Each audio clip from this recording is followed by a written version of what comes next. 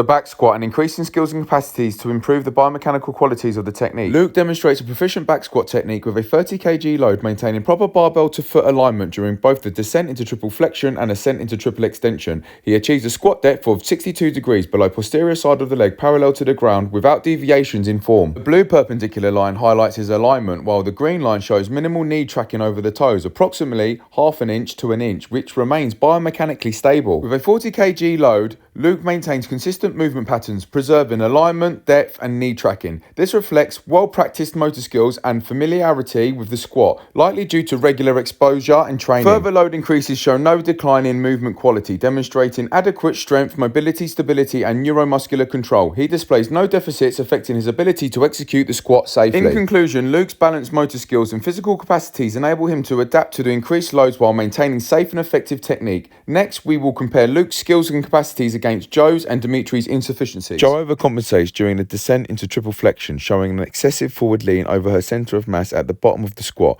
This forward shift misaligns with the blue perpendicular line referenced by the top white arrow. As the barbell is approximately 6 to 7 inches in front of the blue line, aligned with the midfoot, ideally the barbell should track this line throughout the squat. The green perpendicular line, indicated by the 2 red arrows, shows Joe's knees barely pass her toes by an inch, highlighted by the bottom white arrow. She reports feeling restricted in her ankles, which likely contributes to her excessive forward lean. Additionally, she has noted tightness in her right quadriceps, particularly the right hip flexor, which becomes more evident in a subsequent test. Joe's restrictive ankles and hip flexors may not only contribute to her excessive forward lean, but are also potentially preventing her to descend into a deeper squat lower than 95 degrees, shown in this image. Limited ankle dorsiflexion with a flexed or extended knee may reduce squat depth with restrictive forward movement of the knee and forcing compensations, which can hinder proper squat biomechanics. Kim et al. 2015. Here you can see when using the knee to wall test. Testing for dorsiflexion range of motion, the end of her toes are positioned approximately 5 centimeters away from the wall, where the red arrow at the bottom is pointing to, and we can clearly see a gap between her knee and the wall where the red arrow at the top is pointing to. To increase the capacity of range of motion in the ankle joint via a banded ankle dorsiflexion mobilization drill and a calf raise exercise. Resistance banded exercises can be implemented during stretching routines in order to create more space in the ankle joint prior to physical activities. This can reduce restrictions and improve dynamic performance in movements requiring flexibility, such as the squat movement patterns. Mizuno 2016. Calf raises increase the capacity of range of motion within the ankle joint, specifically in dorsiflexion, by engaging the gastrocnemius and soleus muscles with controlled movements.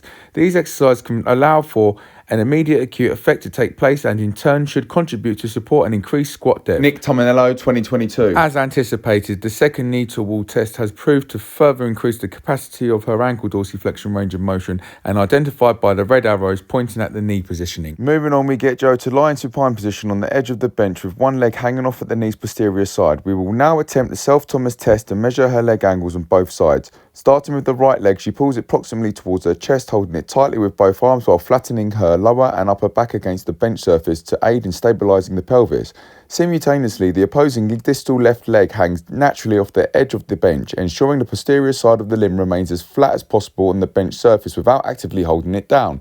The result of her right leg angle measures at 162 degrees. Wakefield et al. 2015. The Thomas test supports the role of improved hip extension, range of motion in posture and performance, suggesting that there is potential it may increase hip flexibility, which can enhance movement patterns like squats, where the hip range of motion is a critical factor in achieving proper depth. Repeating this process on the opposite side while maintaining the same instructions, the angle of her left leg measures 157 degrees. This reveals a significant 5 degrees difference compared to the opposing side, aligning with her earlier concerns about tightness and restriction in the right quadricep, which she previously noted felt tighter. Now we are going to attempt the Thomas stretch technique using a PNF methodological approach. After a few minutes of applying this method to the hip flexors, we observe small acute improvements. The right leg angle remains the same, measuring 162 degrees, identifying no changes. However, we've identified an increased capacity in the range of motion in Joe's right hip flexor, leading to an improved left leg angle. Before the PNF stretching, the left leg angle measured 157 degrees.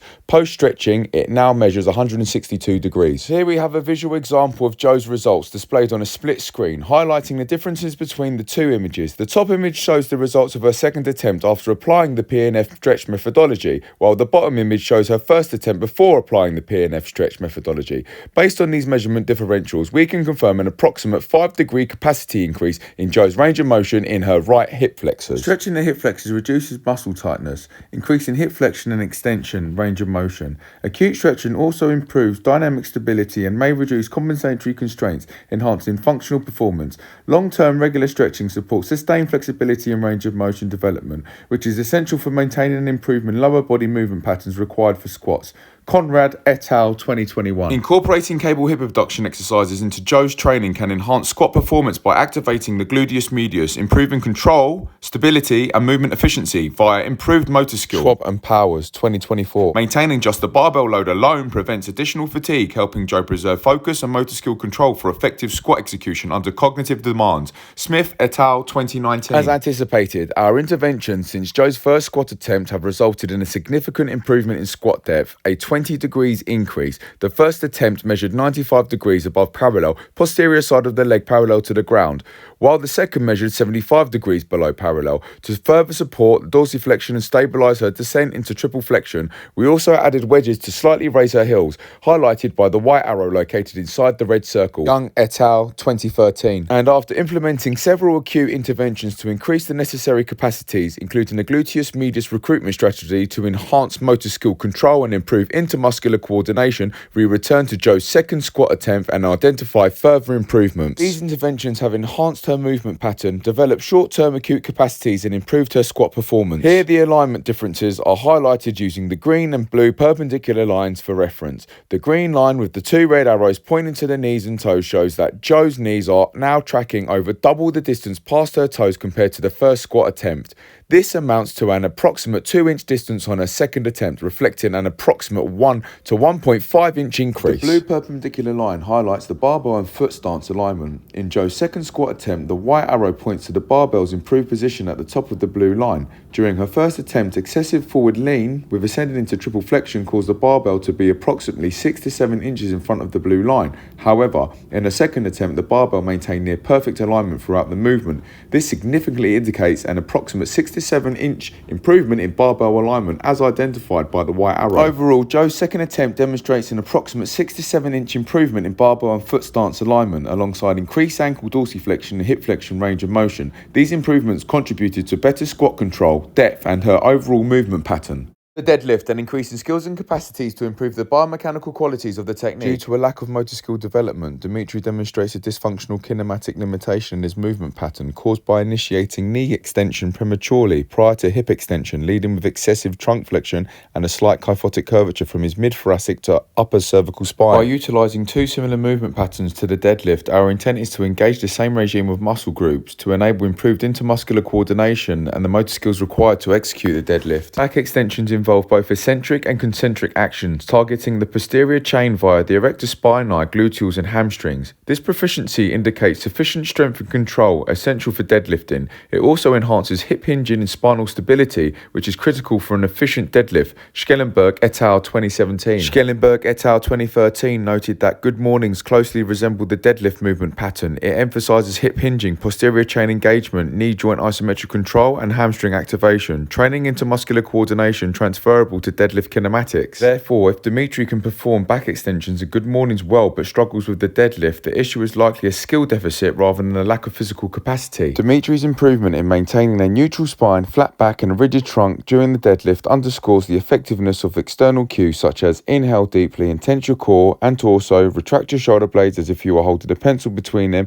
and imagine squeezing 2 half lemons under your armpits with arms fully locked out at length while looking forward. Developing the skills required for Dimitri's successful execution of the deadlift remains challenging, especially in teaching precise movement patterns. This is not due to the lack of physical capacity, as his proficiency in the back extension and the good morning exercises demonstrated well. Instead, further practice is essential to refine his motor skills and neuromuscular coordination for optimal technique. These cues address technical issues stemming from motor skill deficiencies rather than physical capacity. As Wolf et al. 2001 noted, motor skill development depends on neural mechanisms that enhance coordination and efficiency. Dimitri's progress, particularly in synchronizing hip flexion and extension before knee extension, highlights this development despite initial challenges. Performance limitations during Dimitri's first attempt can be attributed to his limited exposure to the deadlift, as he is relatively new to this movement pattern. Dimitri needs further structured, progressive practice sessions which are crucial for building proficiency. As Abanethi and Zawi 2007 noted, skill performance depends on the ability to perceive and act on critical kinematic information, which develops through consistent exposure and practice.